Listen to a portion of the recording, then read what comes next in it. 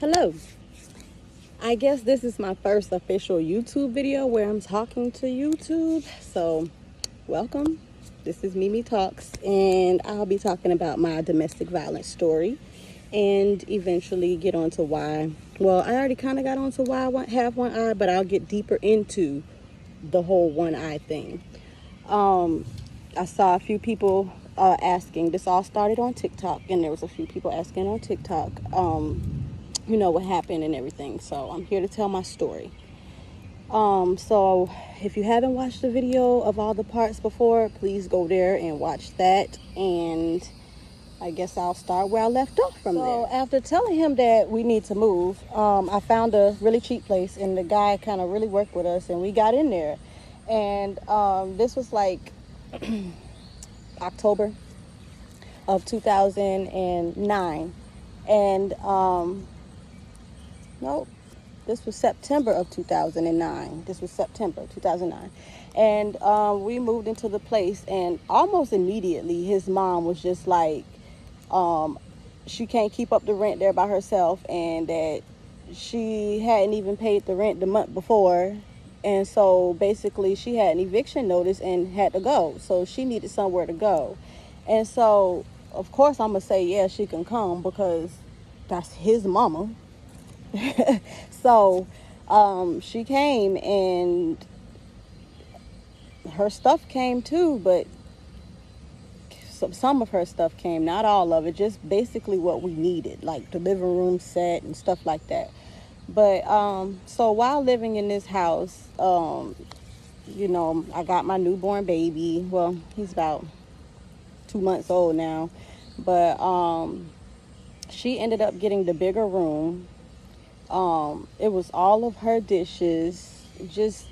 I went to work one day and came home, and all of her decorations were put up. It looked like it was her house all over again. So I don't know what him and her discussed and how it all went, but that's how it was. But one night while living in this house, I decided that I didn't want to have sex with him after the raping that he did while I was still on my 6 weeks, still flowing on my 6 weeks.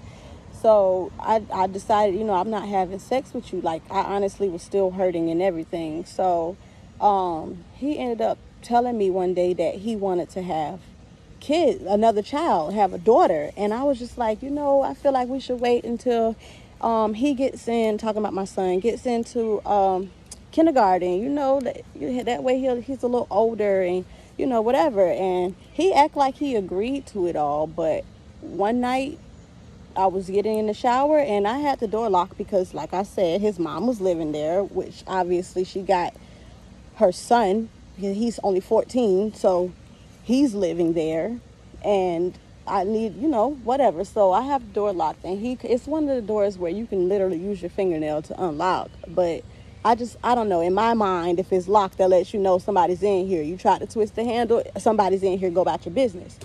But he unlocked the door, and he came in. He was like, give me some. And I was just like, no, I'm just trying to take my shower. And then he says to me, I'm going to get my daughter one way or the other. And right there in that shower, he raped me. This time holding my mouth so I can't scream. And I'm just crying, just boo-hoo crying. And as soon as he got out of the shower and walked out the bathroom, I just tried to wash all the stuff out of me. Just wash it all out of me. Every bit of it. I just feel like that's the way. This is going to stop it all. And I stayed in the shower for a long time, and I just cried. But eventually I hear my baby out there crying, so I have to get out. So I get out, and he's just in there playing the game like ain't nothing just happened. And I just look at him, and I just shake my head and roll my eyes at him, and he just laughs. He just laughs. So I just get my baby, and I'm just like, I'm about to go to my uncle's house. And that was really my escape place. That was my escape place, was just to my uncle's house. And he was always there. Him and his lady was always there, welcoming me with open arms. But so November came, Thanksgiving came, and I ended up having to go to my mom's house. Not having to. I wanted to go to my mom's house for Thanksgiving. Wait, before I get there. I was working at this daycare. I'm going to tell you about where I was working at during the time. I was working at this daycare, which was right down the street from the house. And I would have to drive there early in the morning, and then on my lunch break, go to the house, get him and my baby, take him to work, take my baby to my uncle's house, and then go back to work before my lunch break was over. And I was always late back from lunch. Always late back from lunch. And the lady would just always look at me. And I got this job through this little program, the government program. It was I was getting Medicaid, and they had this little program where they can help you get a job. So whatever.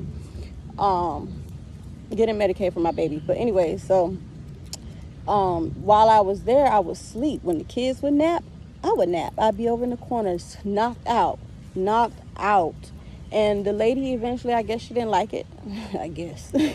She didn't like it, so she told the people at the center, and they told me I had to leave the job. And I didn't tell the lady then, but my whole reason for sleeping while these kids were sleeping was because I was up all night to make sure that I was going to be alive the next day, and that I wasn't finna get raped in my sleep and all this other stuff.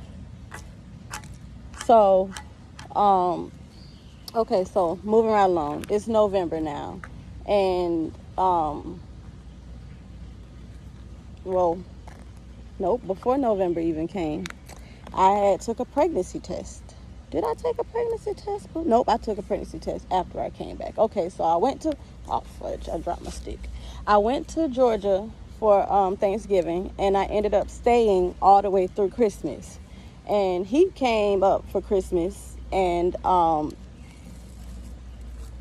don't even understand why that part is relevant. It's really not. But I told him while we were both up there, that, you know, I've been throwing up every morning. I've been nauseous. I've been having different cravings, and that I think I was pregnant or whatever. And he just smiled like he was really happy about it. And I just really wasn't. I would gag to the point where I would throw up absolutely nothing just from brushing my teeth in the morning. Like, okay, so we get back to Florida, and I take a pregnancy test, and it came out positive, and I just cried. I boo-hoo cried. Y'all, my baby was born in July. Here we are, January, and I'm taking a pregnancy test, and I'm pregnant. Why? Like, come on, man. So, anyways, I cried. Like, I just really cried, and he was just so happy, and I just was like, this is not a happy moment for me. Like, it's really not. And so here I am, pregnant, and I called my mama, and I told her about it. And he told his mom first, and his mom was like, really, you gonna get her pregnant again? And so when I called my mom to tell her I was pregnant, I let my mama know what his mom said, and my mom's response to me was I'm asking the same question. You let him get you pregnant again? Mind you, she don't know about none of this abuse that's going on. Like, none of it. She don't know about none of it. Okay, so I'm going to skip ahead a few. So now we're in February, and the lease is up. Well, no, the lease is not up. While we were in Georgia, it was time to re-sign the lease. He asked his mom to sign his name on there, and that I would sign mine when I came back. Right. That makes sense, right? Okay. His mom signed her own name on that lease. So when we came back to this house was now hers. It's hers now. So we got to find somewhere else to go, because I'm not doing that again. So I ended up finding this apartment, and we ended up going in there. And this is where the story takes the biggest turn of all. The biggest turn of all. Okay, so while living in this house, at this point I am, how far along am I? I believe I was like 4 months. No, I think I was 6 months. How much? July to February. That's 4 months. Yeah, I was 6 months pregnant. We're moving into this house. I was 6 months for this apartment. I was 6 months pregnant. Okay, so he worked at Walmart at the time, and like I told y'all before in the other videos, anything that pissed him off at work, any problems he had at work, any bad day he had at work, it don't matter what it was, he came home and he took it out on me. It was me. So one night I ended up cooking chicken, and it was baked chicken, and I guess he was tired of eating baked chicken. So he took the whole pan when he came home from work and seen that was what was for dinner. He took the whole pan and just threw it up just like that and told me to clean that up. And walked out the door like, anyways, so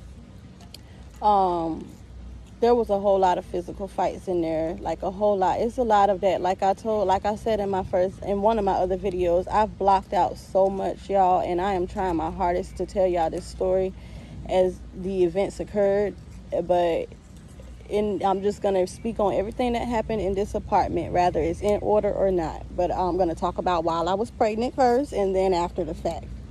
Okay, so there was a time where he was, like I said, I stayed up all night. I did not sleep at night at all because I was terrified for my life. So one night I just stayed up all night, and I finally fell asleep like early in the morning. It was like early in the morning, and I didn't even mean to fall asleep. It was on accident. So he wakes up, like I went to sleep maybe like around 9:30ish in the morning, and he woke up around 10. I heard him when he got up, but I was just so tired, so I stayed asleep. And so he comes, like, as soon as he gets out the bathroom, I could hear him fumbling through the dressers and getting dressed or whatever. And then he comes over and taps me and asks me to take him to his godbrother house. And I'm just like, yo, I just want to sleep. And it's just in my mind, I'm just like, here we are again, you know, because this is how it started off the last time. And I'm like, I just want to sleep. You know, I didn't sleep last night. Give me a couple hours and I'll take you, or at least an hour. And he's just like, no, I want to go now. Get up. Let's go. Take me. And he just started pulling the covers off of me and pulling me out the bed, just saying, like, get up. And I'm in my bra and my drawers. And I'm just like, yo, I'm not about to take you nowhere with you acting like that. Like, I'm not about to do nothing. And, like, that's the thing about it, y'all. I want to pause the story real quick. I know it may seem like in my storyline that I didn't have a backbone, but majority of the time, I wouldn't say nothing back to him. You know, I just beg and plead. But there were times when, you know, I kind of stood up for myself. And here I am thinking that, you know, if I hold my baby in my hand, he's not going to do nothing to me. You know, so my baby right here, he's not going to do nothing to me. That's what's in my mind. And so I'm just like, yo, I get up and I'm just like, you know what? I'm about to just pack me a bag, put on some clothes and pack my baby up. And I'm about to just go to my grandma's house so I can sleep. At this time, I live closer to my grandma. So he's just like, you ain't going nowhere. And I had this tote that I kept all my shirts in. And then there was this other tote that I kept all my pants in. I didn't have a dresser. And so he went in there, when I was trying to get my clothes or whatever, he go in there and just keep on, every time I lift and through stuff, he'll just snatch it out my hand and put it back inside the bin. And so I eventually got tired of him doing that. So I get up and walk away and just go brush my teeth. Like, I'm about to just do all the next steps that I need to do. I wasn't even going to brush my teeth, to be honest with y'all, because I was just going to get and go. But now I obviously have to do other things to get you away from me. So I'm in here trying to brush my teeth and he takes the toothpaste from me. So while he in there being a dummy, I go back in the closet. And so while I'm in the closet looking through my shirts again, trying to find me a shirt to put on, he takes the whole entire thing of my totes and just takes all the shirts and just dumps them all on the floor, pull them out and just throw them all on the floor. And then he did the same thing for my pants. And I said, thank you. You didn't do anything but make my job easier.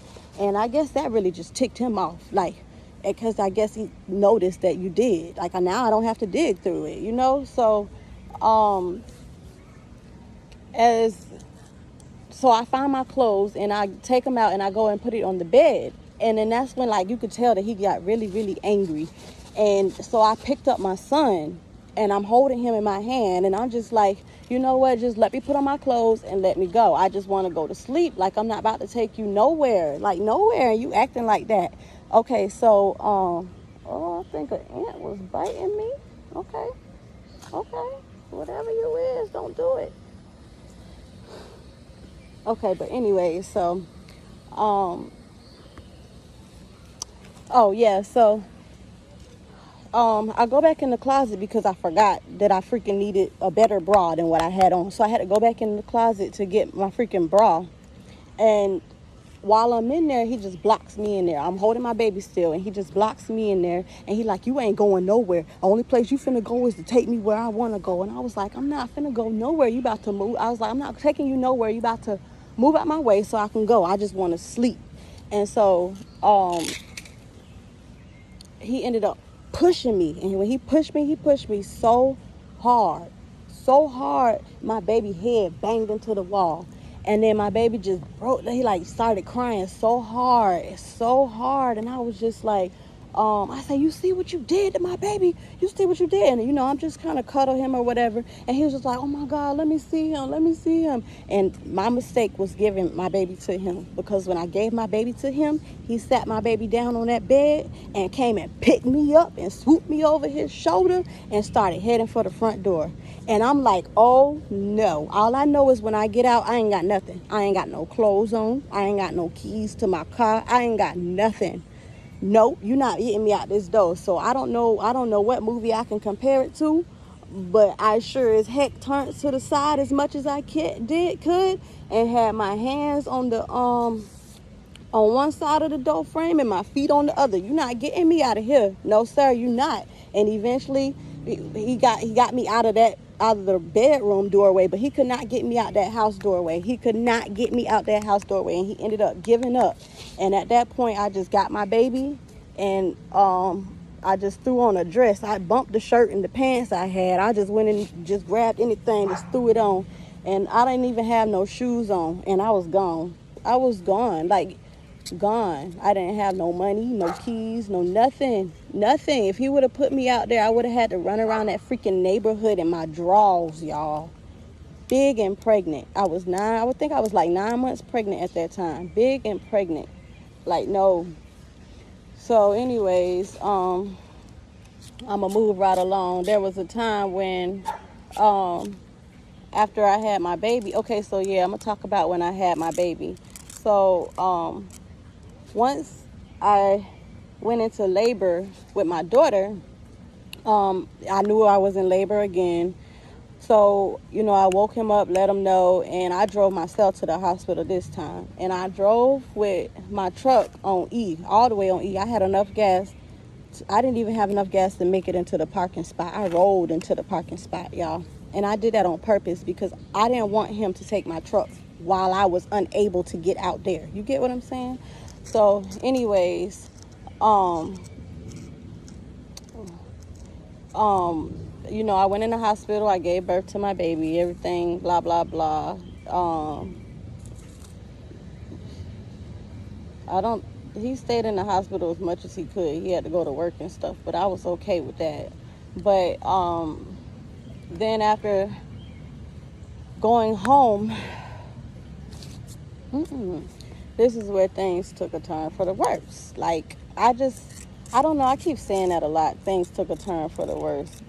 They all were worse. It was the turn for the worse was in the beginning, right? Okay, so one night I was on the phone with one of my classmates from high school that I hadn't talked to in a while because he had ended up going to jail.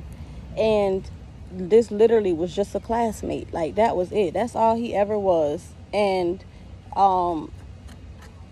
if you know me from when I was younger, I didn't really get along with females at all. That's a whole nother story. But anyway, so I had a lot of male friends. And so, you know, I was talking to him and it was late. Granted, it was late. But there's a such thing as being respectful in how you talk to people. And another thing, such as asking for what you want. You can't just shut up and be quiet and expect that person to know what you want. So anyways, he was upset that I was on the phone, and he came in there and just tried to snatch the phone from me. And I was just like, oh no, nope, we're not doing that again. And so I was just like, at this time I just had a it was a square phone. It wasn't no flip phone or nothing. So, but I wasn't letting him, no, not this time. So,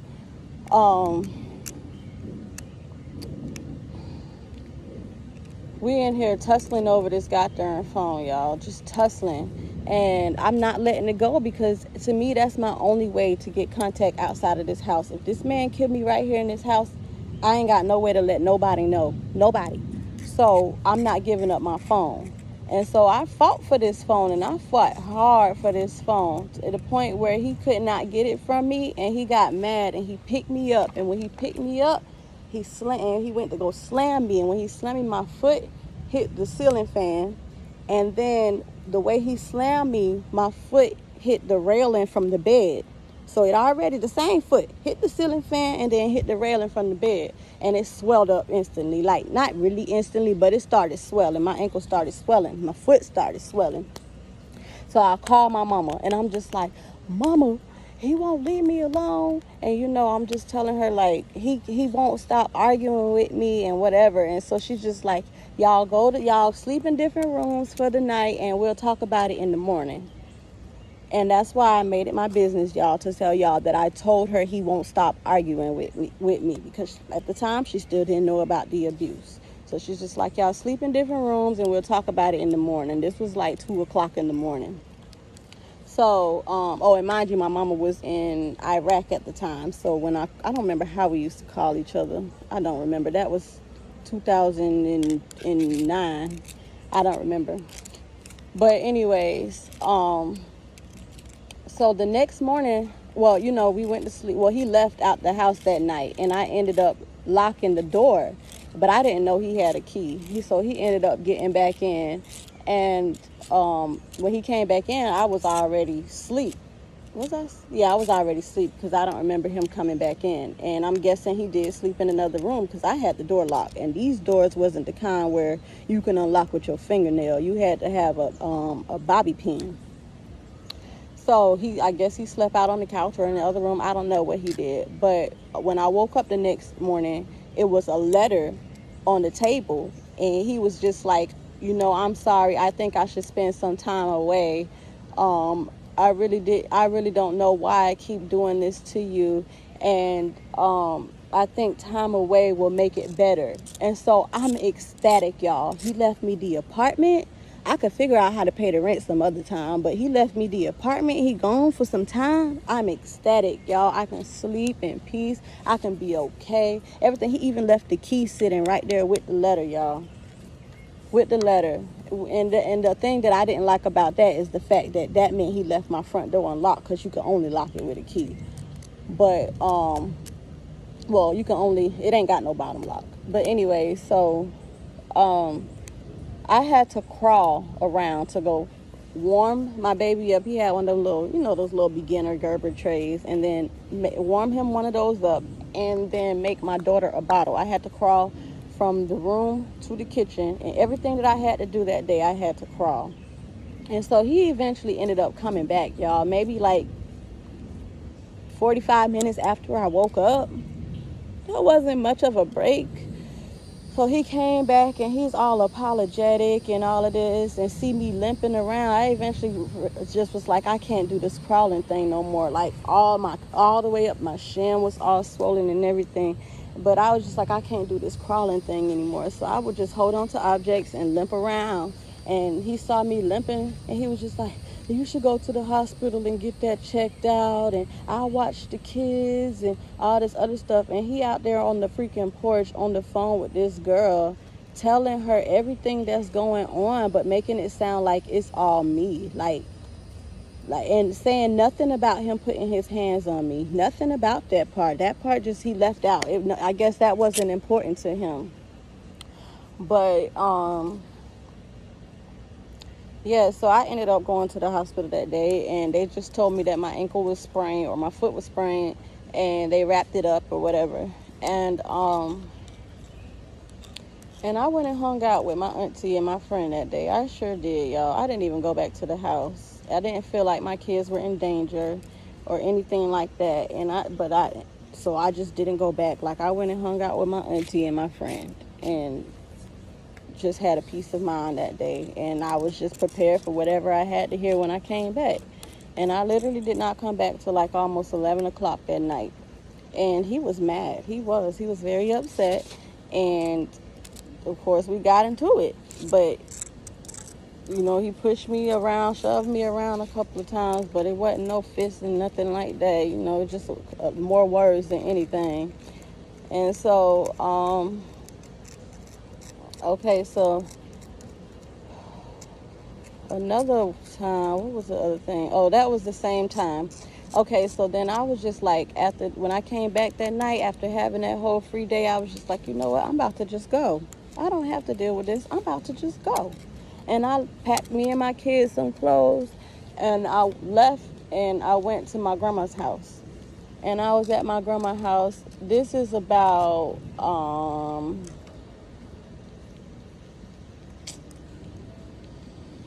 what month was this when I went to my grandma's house? I don't know, maybe like in August. It was about August time frame. I went to my grandma's house. Was it August? No.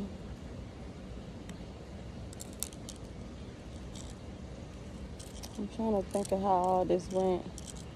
I'm moving up too fast. No, I'm not. So, yeah, I don't know what month it was that I went to my grandma's house, y'all. I really don't know. That's okay. So I went to my grandma's house, and I only stayed there for about 3 weeks, and then I went back. And so, when I went back, I did not go back. Did I go back that time? Yes, I did go back that time. I went back that time, and I only went back for about a week, because it's like as soon as I got back, it like picked up right where it left off at. Nope. So I left again, and he just started, at that moment is when he started begging for his family back and just saying, I'll do better and blah, blah, blah. And so when I left again, it was September. And,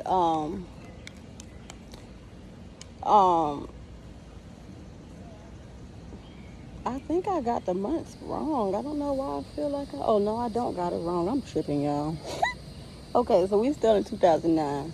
Okay, so yeah, so this is now September, and I wasn't coming back. Like, I told him I wasn't coming back. No matter how much begging and all of that he did, I just would not come back. And I was at my grandma's house for, a good little while. So towards the end of September, or no, this is still in the beginning of September. This is like a little after I had left again. So I had started letting him keep my son overnight or whatever, but not my daughter. She was still a new baby, and I just felt like he couldn't do it. So I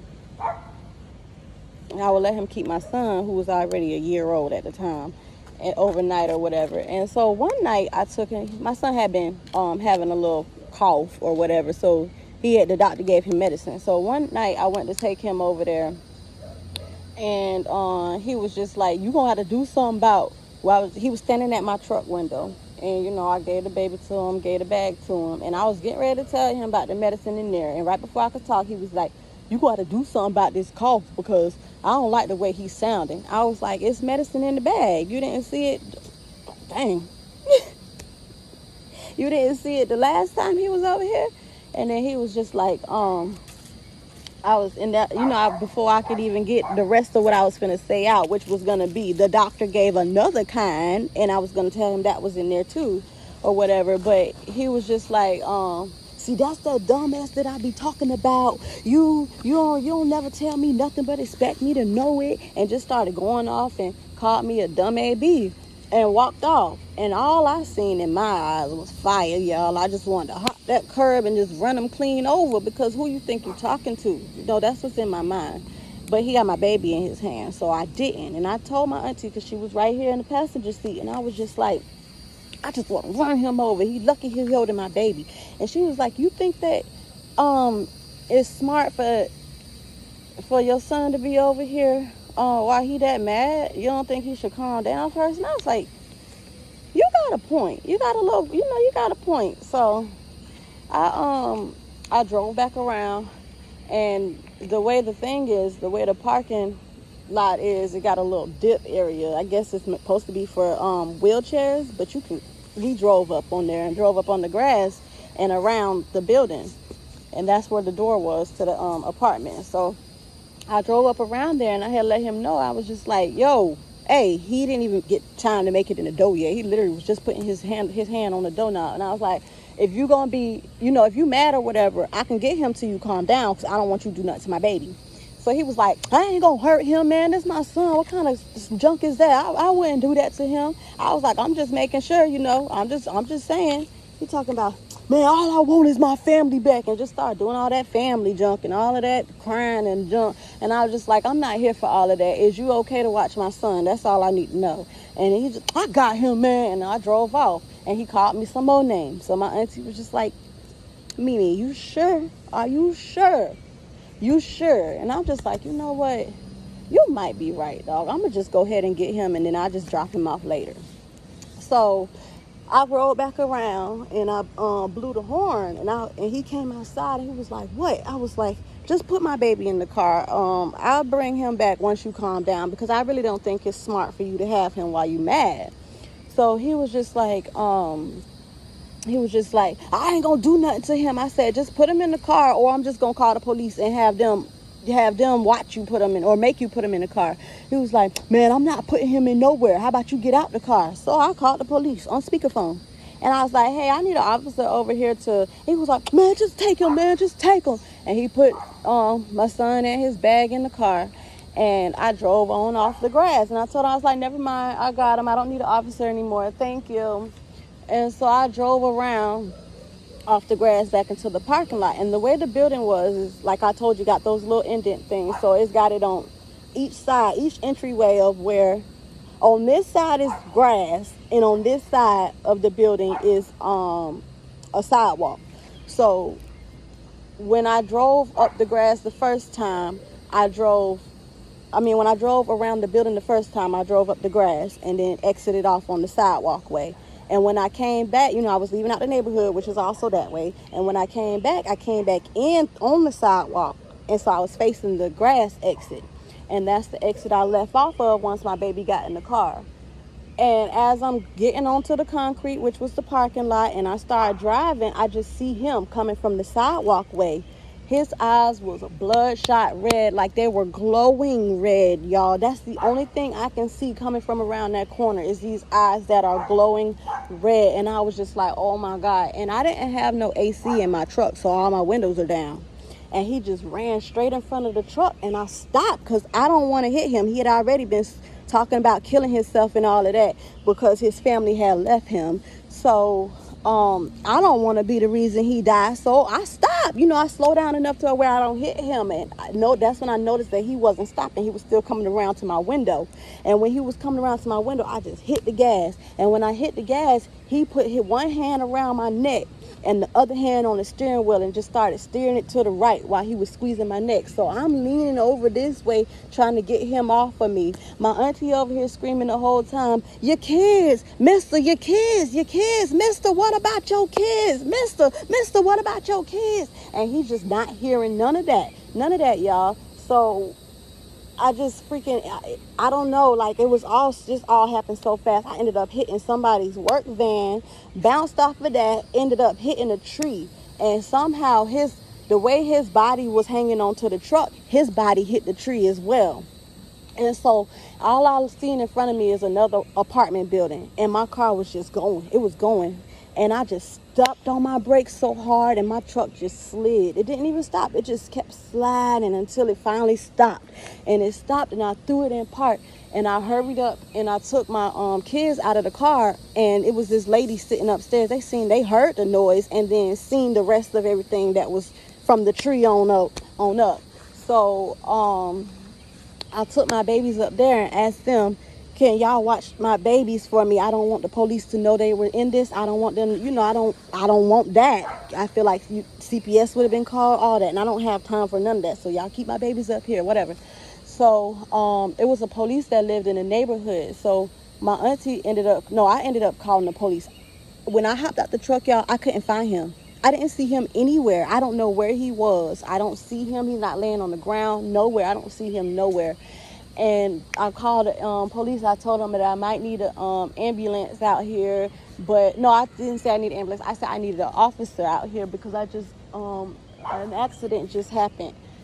I'm sorry, y'all. I'm kind of sitting in nature and I hear some crackling behind me. But anyways, yeah, so while I'm on the phone with 911 and I'm looking at the damage on my car, he comes limping up to me. What happened? Baby, what happened? What happened? Holding his side, just limping. And I'm like, get away from me. Get away from me. There's something wrong with you. Get away from me. And he's just like, I'm so sorry. Come here. Oh. And then he goes sit down on the ground. I was like, we gonna need an ambulance. So then it was a police in the neighborhood who lived there. So I guess he said he was just getting off. He didn't even cut off his car yet. He just pulled into his parking spot and he heard the call come through. And that's when he just came right on over. And then they had more police show up. The tow truck came. They towed my truck because now it's done. The wheels was like this. I don't know how to make it. They were at a slant. My bumper was hanging. It was fluid leaking. My hood and my light was damaged. It was all bad. And they took him away in the ambulance, and he ended up in ICU on breathing machine. And I'm going to stop the story there because I've been talking for a while. Thank y'all for listening. Tune in for the next part of it.